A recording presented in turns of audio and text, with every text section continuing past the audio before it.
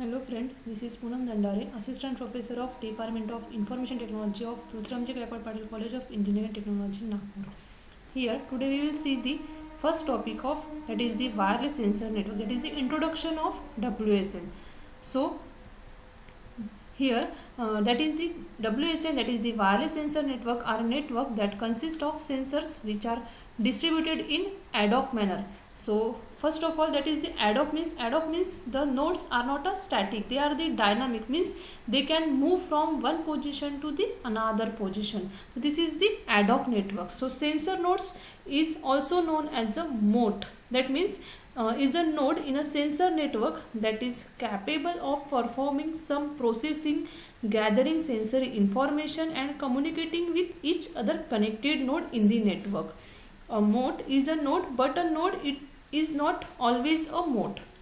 That means sensor nodes are a tiny in medium. They are low powered device, means they are anytime these are the dynamically they are move in one network to another network or in one position to the another positions. So these sensors work with each other to sense some physical phenomena, and then the information gathered is processed to get relevant result.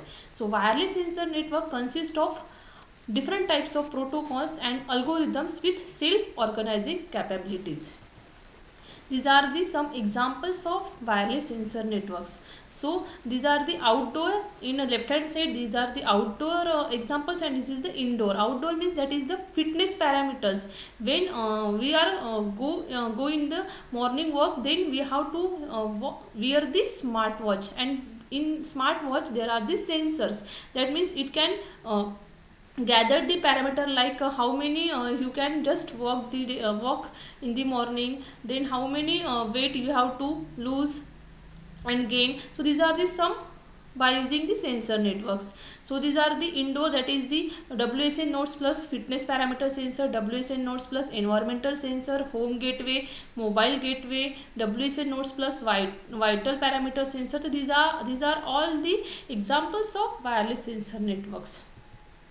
So comparison with ad hoc networks, that is the wireless sensor networks mainly use broadcast communication. That means many sensor nodes are communicate with the single nodes, or single nodes can communicate with the many nodes. This is the broadcast communication, while ad hoc network use point to point communication. That means one sender and one receiver. This is the point to point communication in ad hoc network, but in wireless sensor network we are mainly use the broadcast network. So unlike ad hoc network, wireless sensor networks are limited by sensors limited power, energy and computational capability. Sensor nodes may not have global ID. Okay, means it's a, that is the general architecture of WSN is that is the there are the 100 or 1000 numbers of sensor nodes. These sensor nodes are communicate with the cluster heads. A cluster head is assigned to a particularly a group of a sensor nodes, and that cluster head send data to the particular base station or main station. So this is the general architecture of wireless sensor networks. And sensor nodes are dynamic in nature, they are not a static. So each time their address and their ID will be changed.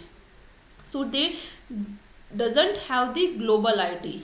Their ID is not fixed. They are dynamic in nature. So sensor nodes may not have a global ID because of the large amount of overhead and large number of sensor nodes.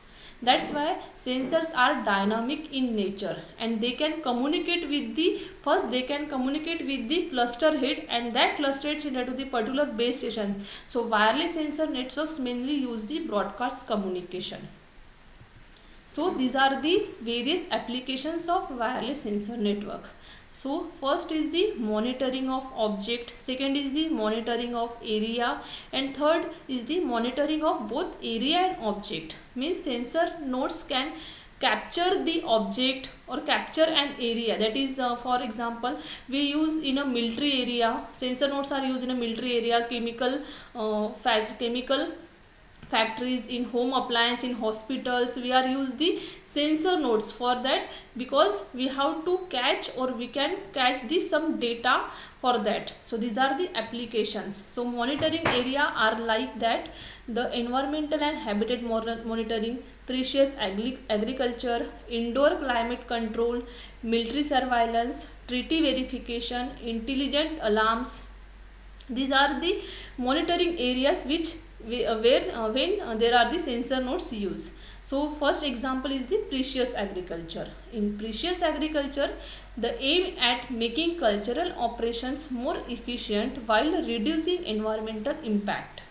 The information collected from sensors is used to evaluate optimum sowing density and estimate fertilizers and other inputs needs, and to more accurately predict crop yields. So this is the precious agriculture, where sensor nodes are used to catch the information or to catch the sensing information.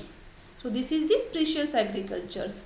And these are the monitoring object, that is the structural monitoring, ecophysiology, condition based maintenance, medical diagnostics, urban training mapping. These are the monitoring objects when there are the sensor nodes used. So sensor nodes is basically to capture and to gather the informations, or to happen the events, means if any event is there happened, they can just gather the information to that event. So this is the monitoring object. Next is the conditional based maintenance.